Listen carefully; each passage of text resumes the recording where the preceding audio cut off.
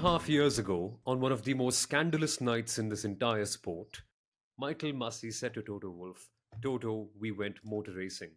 I think that same sentence can be applied to this race. A complete race, a race that truly tested who was the complete racing driver, a race where you needed judgment, composure, adaptability, and decisiveness. Ladies and gentlemen, I think we went motor racing today. And the winner of it all was probably one of the most complete drivers we have ever seen. Without a doubt, Lewis Hamilton is your winner for the ninth time, Kunal. For the ninth time in Silverstone, for the 104th time in Formula One history, or rather his 104th win, and Sundaram's world famous stat, which I'm sure every broadcaster in the world has used. We used it on Viaplay today. Lewis Hamilton becomes the first ever and the only driver to have won after crossing 300 race starts. And Hey. for those who believe in numerology, it was 344th race start for driver number 44 or car number 44.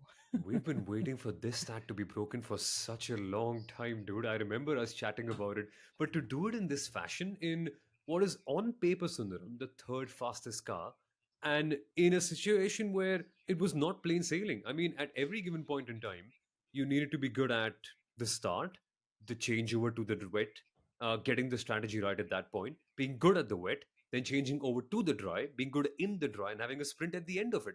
And in all of that, he won with the third fastest car on paper. That's a result, man. And that's why I love these sort of races where we go from dry to wet and back to dry, because then we have two crossovers, and it's not just the driver who has to put all his skill on track, it's also the strategy team and everyone back making the simulations. When is the right time to pit from slicks to wets, and from wets or inters back to slicks? And that timing is so crucial. I think we saw that multiple times with Piastri and with Hamilton and Norris, and there is a beautiful Oh, example of when you need to get the timing right. And also the case of the person who made the least mistakes.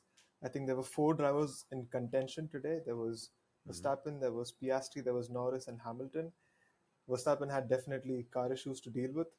Norris had pit stop issues or strategic issues, and the same also was with Piastri. And if anyone who really nailed everything, it was Mercedes and Lewis Hamilton.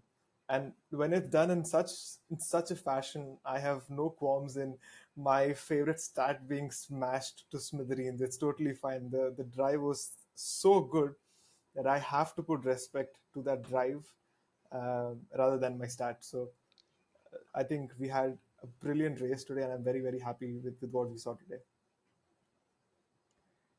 And it's taken 56 races for him to go and score a win again. Yeah. And for some reason, the emotions, of course, they were high. British Grand Prix, British driver, 30th time that a British driver has won here. And this one was an emotional and a stat loving race. I'm sure people like Sundaram are like, oh my God, so many stats from the race, right?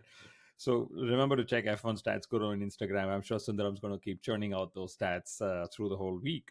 But the emotions was so beautiful to experience. Hmm. Lewis Hamilton, his mum, his dad, he told everybody how his whole family was there. Toto Wolff, Pete Bonington. It's his last time that he's racing at Silverstone at the British Grand Prix with Mercedes. And remember that relationship, Lewis Hamilton has given up on that relationship. Okay, but to still go out and score what was a win on merit was also where a lot of emotions came out. It wasn't by chance, like Sundaram pointed out, it was on merit. Like you said, Saumil, it was on judgment for every single lap of those 52 laps. I'll And he tell you was able something. to hold on. Yeah, go I'll, for I'll it. tell you something, because this particular stat of mine, I never expected it to be broken anytime soon. But today, for some reason, leading up to the race, I felt I should probably keep it ready, because it's possible it could happen. It's the British Grand Prix. Lewis Hamilton generally tends to do very well here. It's going to be raining, and we don't know who's going to be winning. So something led me to change that creative. I had a couple of other stats for Norris and Verstappen, And at the end of the day, I thought, let's chuck the rest. Let's just keep this Hamilton one ready, and I'll do the rest if I have to do on the fly. And that was the only creative, that was the only stat I needed for today.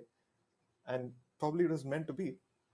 Probably this was meant to be, that this was his last race with Mercedes at Silverstone. And this was the right way to say goodbye with Mercedes to all his British fans. And if this is indeed the last one, and if this is indeed the last win with Mercedes, and the last time he and Pete Bonington can celebrate a win together on the podium, man, it's a beautiful farewell. Seriously. But we will talk more about it in depth in a second after we tell you who we are. Yes, we are Lewis Hamilton fans, but we're also fans of all the other drivers in the same way if they drive brilliantly. We are just great fans of motor racing, and today was a great race.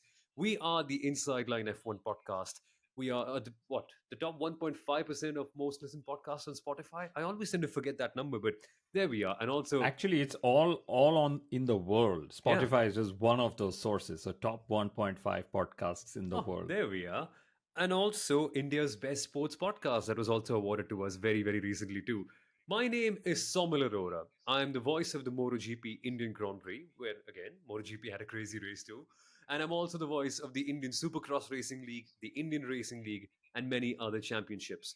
You heard F1 Stats Guru. He is one of the most followed social media pages for all quality Formula One content. The Formula One statistician himself, whose stats, as Kunal mentioned, have been used on so many TV channels and websites like Autosport, Motorsport.com, and the likes. And of course, Kunal Shah, the man who started this podcast, the former marketing head of the Force India F1 team, who was in the studio this weekend and also on camera for the Viaplay network, where he was working as a Formula One expert and also a Formula One producer slash consultant. So, lots of fun is going to happen on this podcast because we have a lot to digest, Kunal. But I think the one big thing that rings in my head is Carlos Sainz. Now, I know there's a reason behind it. I know I'm a Carlos Sainz fan very openly, and he had a better judgment call than Charles Leclerc today, which we will get to. But I think there's one area where his judgment call might be going wrong. If that Mercedes 1 year contract is genuinely still on offer, I just hope he hasn't signed for Williams yet. Seriously. I I I don't believe he's signed yet.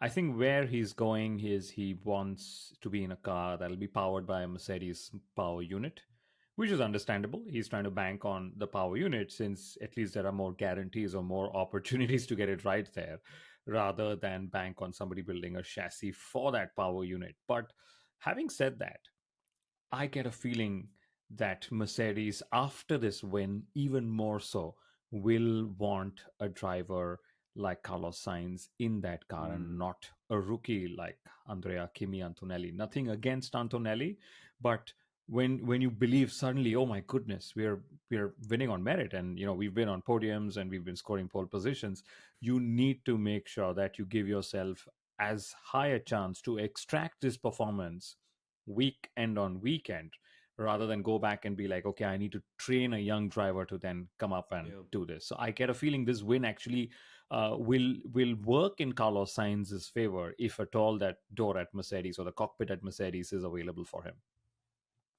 But what was the most, let's say, what was the most impressive part about Hamilton's drive today for you guys before we get to McLaren and how they sort of fumbled the ball completely? But if you had to pick both of you guys, what was the best part about Lewis Hamilton's race today? Was it his judgment? Was it his ability to hold off the pressure at the end? Or just that qualifying lap from Saturday? Who's going to go first? I can go first. Okay.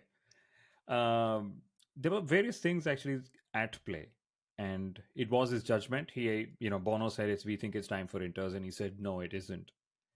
Driver, the biggest sensor, the best sensor in the car, like I even said on Viaplay a few times today. So that was one. Second was, even yesterday, actually, George Russell had slightly lower or lesser wing that he had taken, which meant he actually put the car on pole position. And Lewis Hamilton was quick to say, I didn't optimize for that one single lap, but I should Mm. have nicer balance in the race. And guess what? In those conditions, Lewis Hamilton had nicer balance. He also could manage tires better when he needed them to, aided by that slightly higher wing. So a lot of decisions actually went in Lewis Hamilton's favor, along with his judgment and, above all else, his ability to extract maximum from these conditions. Because Samuel, you mentioned a lot of drivers could have won today. Well, George Russell started from pole and was leading, but the minute the conditions changed, Yeah, Lewis Hamilton was the yeah. driver who overtook him on track on merit. So it was supposed to be a lot of factors that came into play. And even in the last stint, Lewis knew all along that Max Verstappen was on a different tire, a harder tire. He needed to look after those softs. That was hammer time, even though Bono did not say it on the radio in as many words. He saved his tires for when he knew if an attack was coming, either from Norris or from Verstappen. And just goes to show he's not lost his edge at all. He was waiting for the right time, the right package to come to him. And guess what? The race that it did come to him, he's gone and won it. Are you checking up on Russell Sundaram yet? I mean, do we know what he's feeling like? Anyone has asked him or something? No? I think he's going to Like, this feel could have been his home win as well.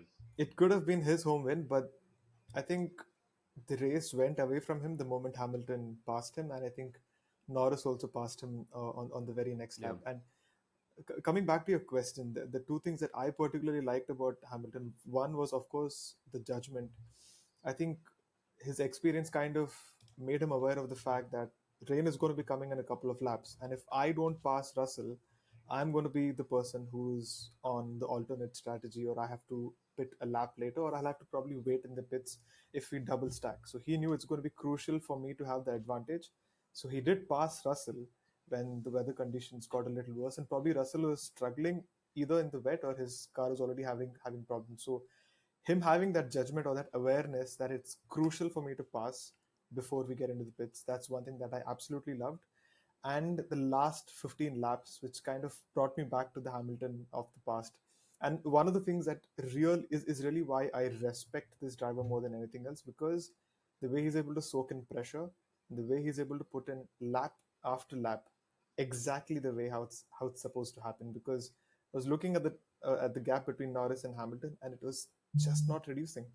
It was barely Yeah. reducing by a tenth or 2/10, but not beyond that. So Hamilton was absolutely perfecting every single corner, and that's what he does best. That's what he's been doing over the last decade or so, and that kind of just took me back to what he's been doing in the hybrid era. So I absolutely loved seeing that. Uh, Tough luck for George Russell, but I think more than a podium, I don't think so. He would have won the race after Mm. it started raining, but a podium might have been possible. Samuel, you asked if George Russell missed out on a home win. I think the one driver who most definitely missed out on a home Mm. win, or at least a fight for it, was Lando Norris. Because I love one of the things I loved about Silverstone is that different times of the race, different conditions, different cars and drivers were quicker. Okay, Exactly. Exactly. I and that's the Formula One I fell in love with. Okay, you never know who's going to win. It's about extracting the best on that particular lap in that particular stint and then hoping that something else happens the next stint and the next stint. Lando Norris, uh, let me put it this way, I don't believe that last stint he would have been able to hold back a Lewis Hamilton, because Lewis Hamilton was the quickest, like Sundaram also said. Yeah. But had he not stayed out that extra lap, maybe he would have come out in the lead. Maybe we would have had a battle. Maybe Lewis doing all the chasing couldn't have come closer, or maybe Lewis would have still won the race. We don't know how that would have played out. But McLaren was so found lacking in strategy because, first instance, they chose to not double stack with Oscar Piastri. I am The most pissed at that. shocking thing ever. Yeah, I Seriously. mean, I literally felt like going and giving Oscar Piastri a hug, because that's the most brutal thing. You're driving for a former world champion team, one of the most successful teams, second most successful team in history, and guess what? They do not have the guts to double stack.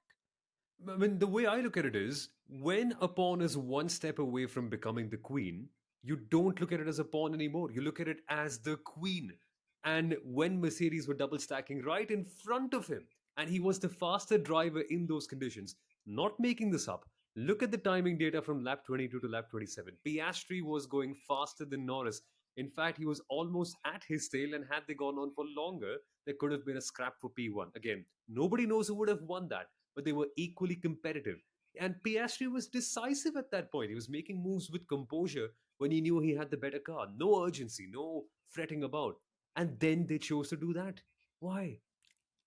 And what happened? Let's just relive what happened. The most embarrassing moment in Piastri's F1 career to date. Lando Norris, who was just ahead of him, pitted. Piastri was 20 seconds slower on that lap. Okay, by the time Piastri actually went around and came in to make his pit stop, Lando Norris was on his gearbox. Okay, so that's how much Yeah. time Piastri lost in that indecision or whatever. So that was one McLaren mistake. McLaren quickest car, so many races, Lando Norris up there almost every race. And I think while we're counting how many races Max Verstappen has won this season, we're also going to keep account, or we should keep account of how many races Lando Norris could have won this season. Because Yeah. by the looks of it, Verstappen, despite not having the best car, pulled out a strategy, won, extended his advantage. Guess what? We are still talking of McLaren should have done this, should have done that. They could have won yet another race. Imagine their home race as well. Exactly, exactly. And it just only makes me wonder, why were they not double stacking? Were they not confident enough of the double stack?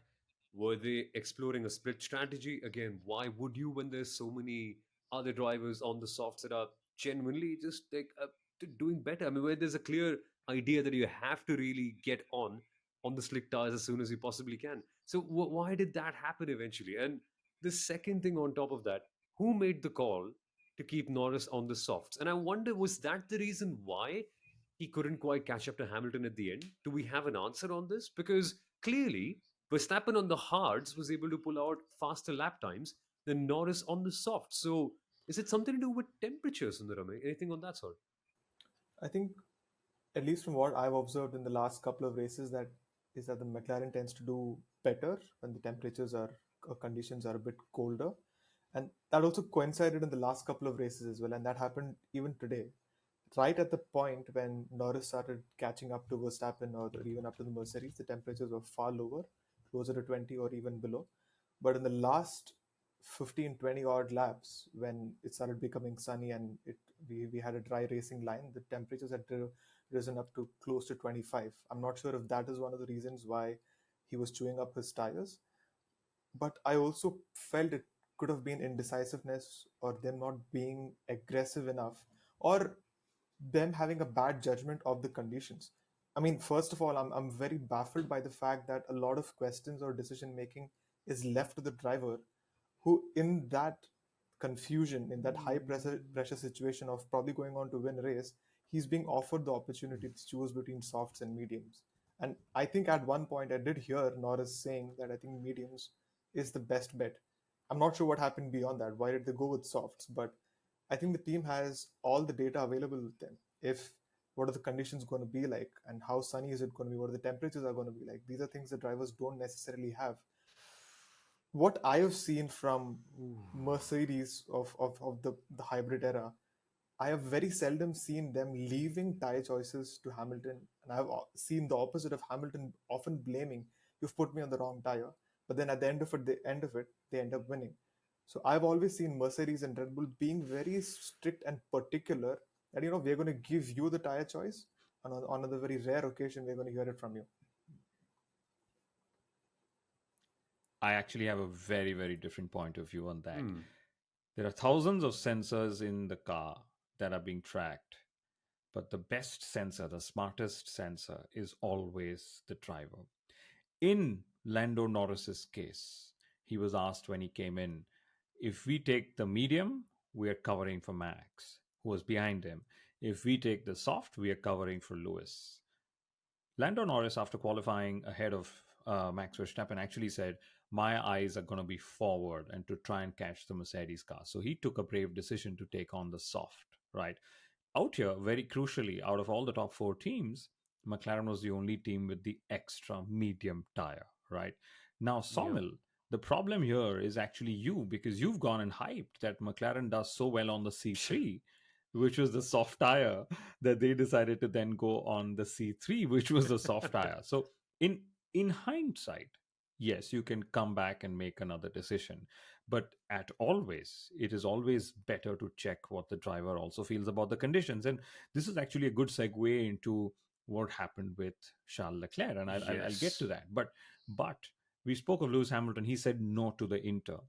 Okay, we also spoke about, or rather, we didn't speak about it, but Max Verstappen, who we are so used to seeing winning all the time, that when he doesn't win, we are all surprised and we are like, oh, this is another blip. He's going to win the next race. Okay, that's what we all feel. Max Verstappen decided to switch on the Inters. He took the call by himself.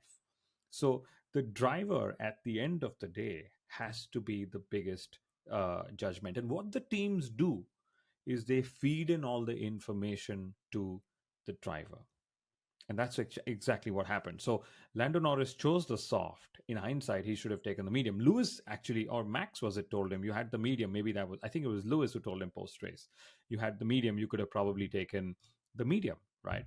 But he didn't do that. But it just goes to show that the margins are so small. You got to get your execution right, and just so be it, I guess. And Hmm. Lando Norris and and McLaren, I think last one in Miami, wasn't Yep, that yep. right? And since Miami, I think Ferrari has gone to win. Mercedes has gone to win. Mercedes has 2 wins. Ferrari Yes. has 1 win. That means Red Bull has 3 wins. And guess how many McLaren has? Zero. Where they've actually had the fastest car in a majority of the races. And this should have been them. And which brings me to this whole question, right? Before we get to Leclerc, about Norris. Is he the final article? And I just wonder, is Norris ready yet? Is he ready to win a world championship? And there are two different phases to this, right? Because you look at every single driver, not all of them are Lewis Hamilton. In fact, even he wasn't ready to win the world championship in his first year. He made a big mistake in China that cost him a world championship in his debut year. It takes time. It's called experience. It's life. You make a mistake and you learn from it.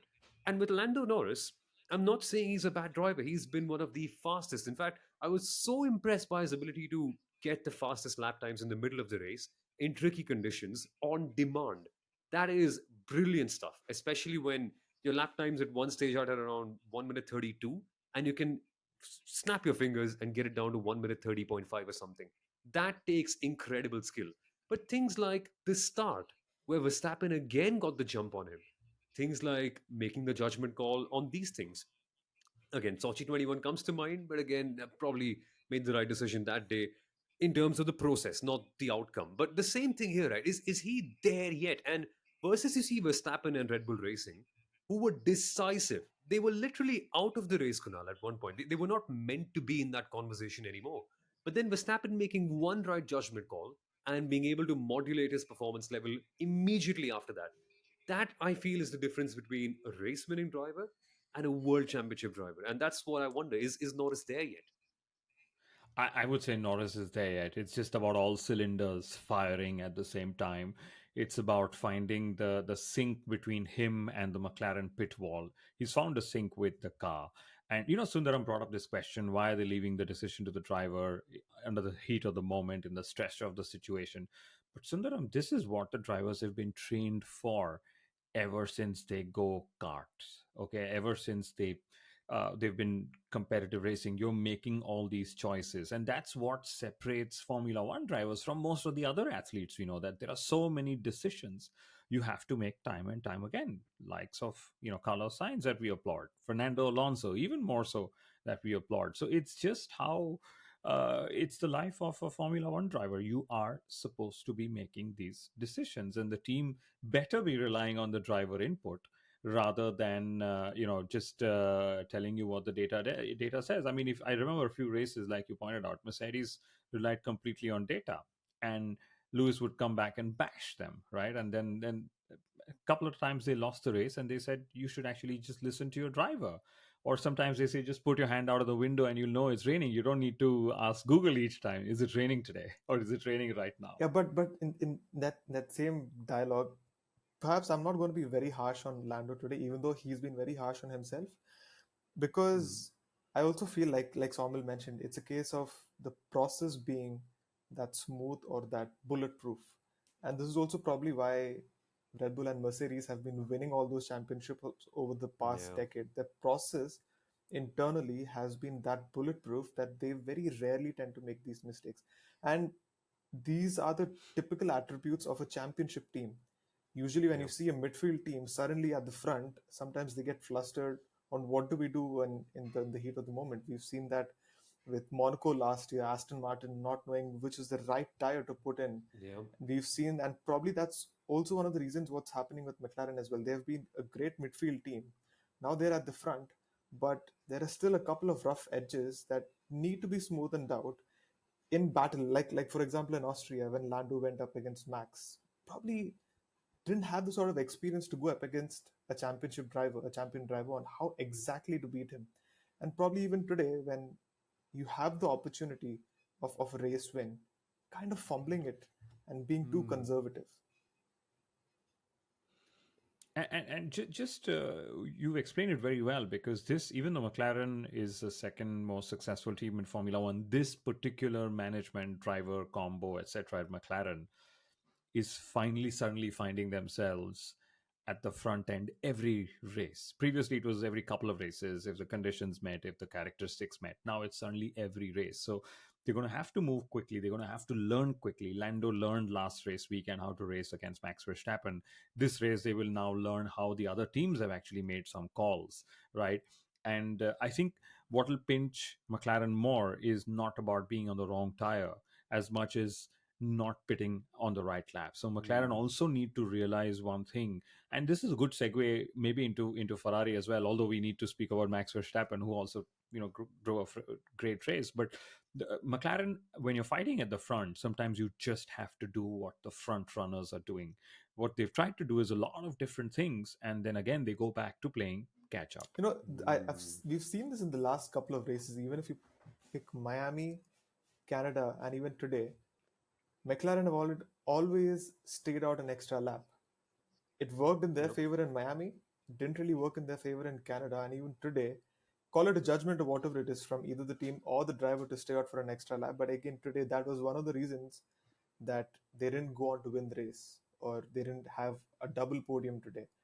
I actually looked at the data for Piastri, and like you correctly mentioned, Piastri was half a second behind Norris. And 4 laps later, when he pitted and he came out, he was 18 and a half seconds off Norris. And if you compare the Mercedes drivers who were double stacked, George Russell was over second and a half behind Hamilton, but after the double stacked, he was just 7.5 seconds behind Hamilton. So if McLaren did do a double stack, that would have been a much better option than waiting a lap later. Yeah, man. Seriously, like, why sacrifice one driver's race completely? But I don't want to be, again, they should be too harsh on themselves, but let's not forget, this is not the same McLaren as we saw 10 years ago or 20 years ago. It's a new team, it's a younger team with different people, different management.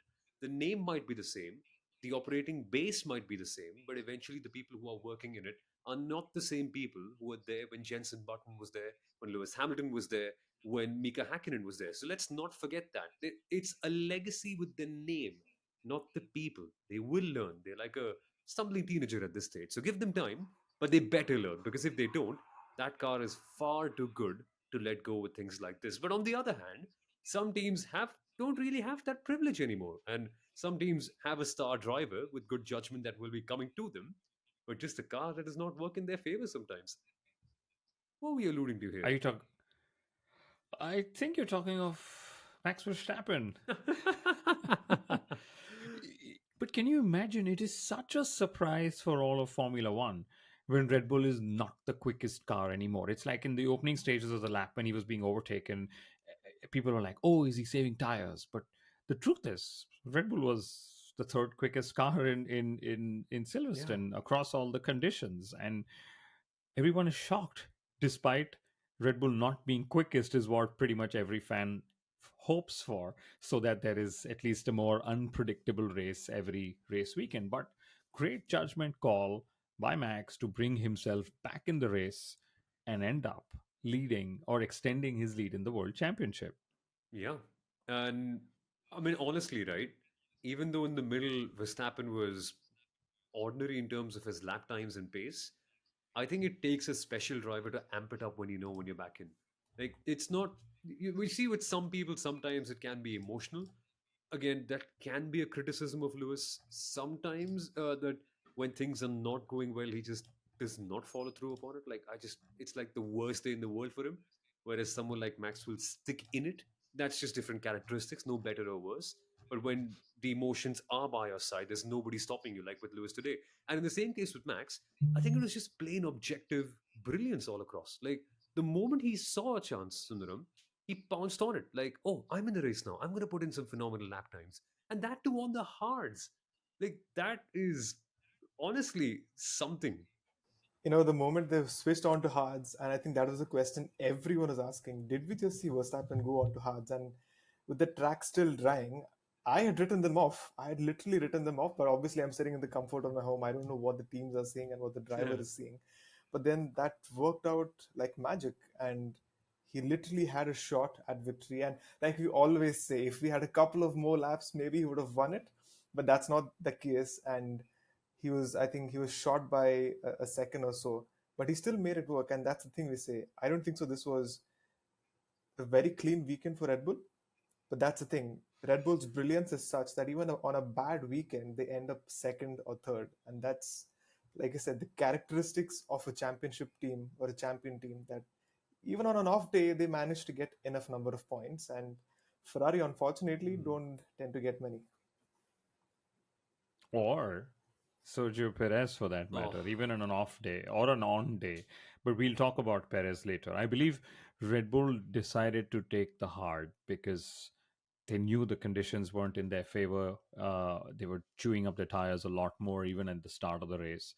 So they just put on the harder compound, and they had used up the only medium tire that they had in the race. So there was either the soft or the hard, and then they decided to go for the hard, which, by the way, was actually, can you imagine, Max Verstappen on the hard was quicker than Lando Norris on the soft. yes. Okay, but Yes.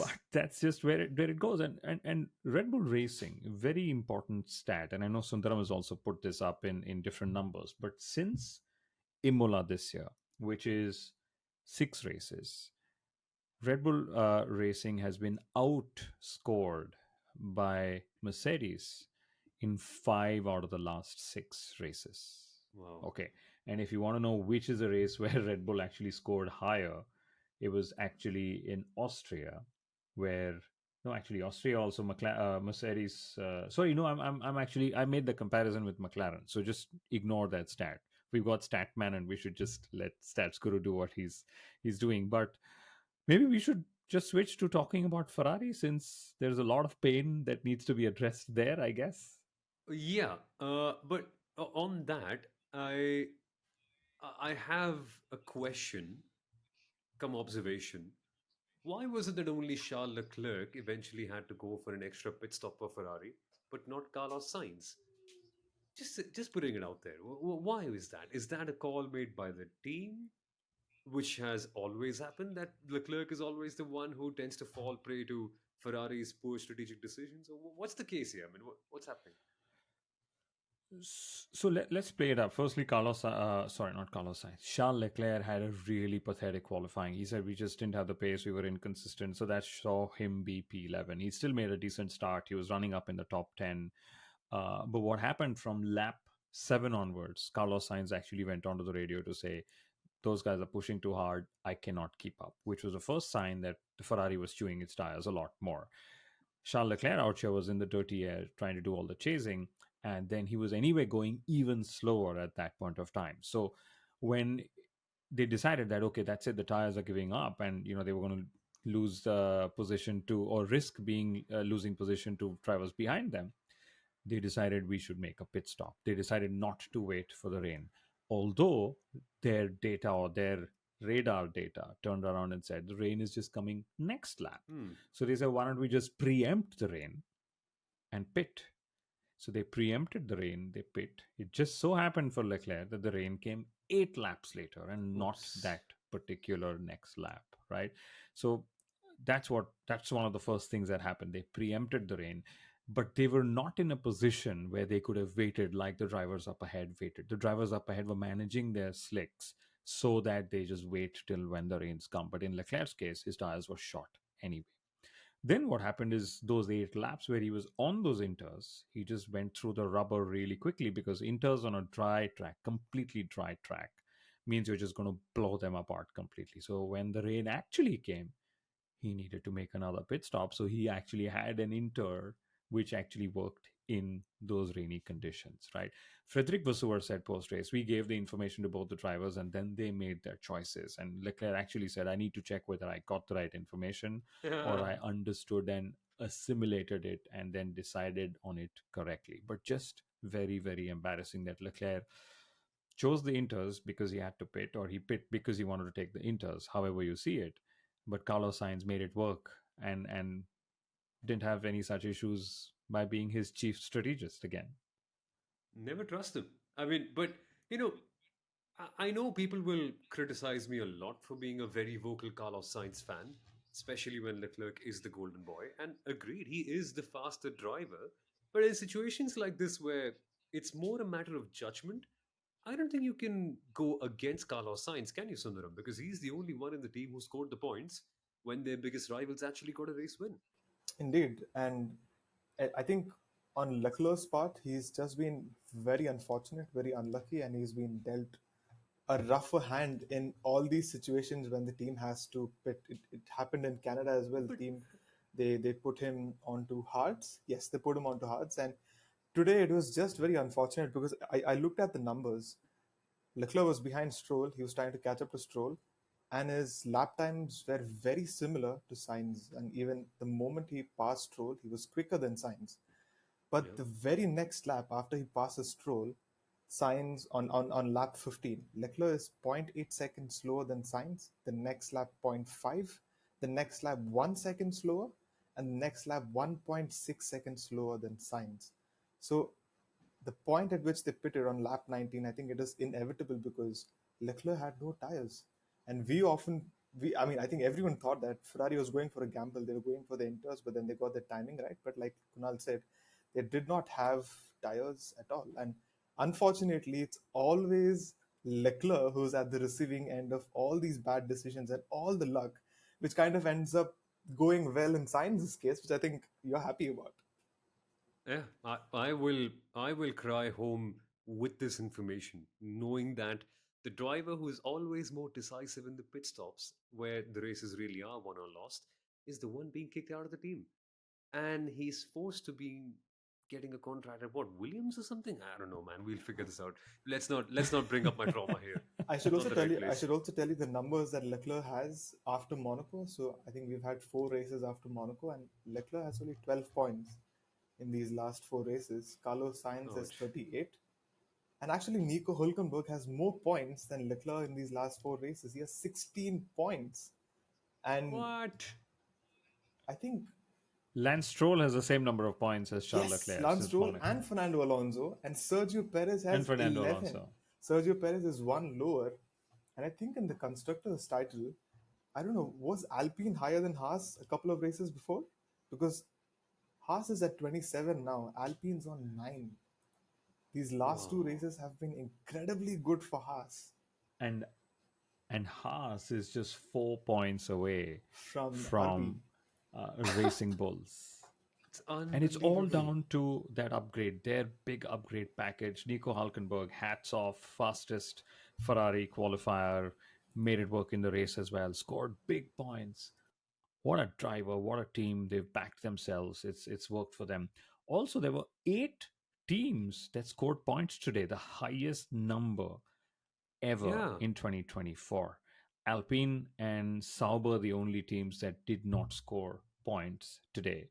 And Yuki Tsunoda scored points again, not Daniel Ricciardo. But all in all, a very, very emotional but a fantastic race. I mean, if I always remember such races as if I have fans who are not Formula One fans or just on the fence. I would sit with them and say, guys, let's watch this race together. And this is again one of those races where I'm like, let's watch this race together. Yeah, it's what, Christmas today in the midfield? What, double points for Aston Martin, P6 for Nico Hulkenberg, points for Alex Albon. What is this? Is this 26th of December or what? And a special mention to Logan Sargent. So he's got his best race result of the season. He's finished 11th today. And I think just one or a couple of positions behind W- Alex Albon. Where was he? Albon Which is ninth. very crucially by him finishing 11th, he is no longer It's Valtteri 21st in a Bottas. 20 driver championship. It's Oh, Valtteri Bottas. Okay. ouch. And can you imagine there's only so there are three drivers who've not scored points. Joe Guan Yu, Logan Sargent, and Valtteri Bottas. Joe Guan Yu finished 11th in Bahrain. Logan Sargent finished 11th in Silverstone. But Valtteri Bottas is yet to finish 11th. And that's the reason why Valtteri is there. Now, if Valtteri has to move up from them, he has to score a point. There's no other way he's going to do it So if otherwise. James Vowles is looking to choose a driver between Logan Sargent and Valtteri Bottas, I think he has a very clear-cut choice. Go for the driver who's higher up in the standings. That's what you do.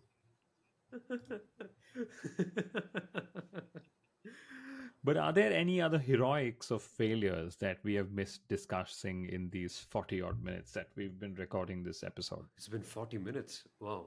Uh, Incredible. yeah, We're not going to be speaking about Sergio Perez, right? I think we just dropped it. we're not. We've spoken We're not, enough we're not, about yeah. No, where he is at this point. Oh, what there can you isn't say? really much to say apart from the fact that he's probably in his last season in Formula That's a One. bold one. I That's get a that bold feeling. Hmm. Yeah, what will happen is by the time Mercedes or by the time Red Bull might actually decide to let him go. Let's remember, since we're talking of Perez, I know we've got millions of listeners in Mexico and they literally write in on Spotify saying that was not fair what you said of Perez. But let's look at it. Checo Perez is at 118 points since race 6, which is halfway through or 25% of the season. He's gone from being P2 to now P6 in the championship. Oscar Piastri overtook him in Silverstone. George Russell is 7 points behind. Lewis Hamilton is 8 points behind. So he the worst he can do is eighth because then it's Fernando Alonso, and he seems like he is going to fall down to eighth in the drivers' championship. All those performance clauses that Red Bull actually talks of, they will execute them or they will use them if Red Bull is actually finding themselves threatened in the Constructors' Championship, which, by the way, will also happen because McLaren is scoring with both drivers, Mercedes is scoring with both drivers. No longer can Max Verstappen be the drivers and the Constructors' Champion in the same season. Correct. Correct. And Soon enough. And I think Liam Lawson is testing this week in Silverstone after this race weekend, and there's a lot of talk about either Liam Lawson potentially going to either RB or even to the senior team. But there's also been these rumors once again of Daniel Ricciardo probably replacing Sergio Perez, and I'm just wondering, or if I'm really missing something over here, why is Yuki Tsunoda not in this discussion at all?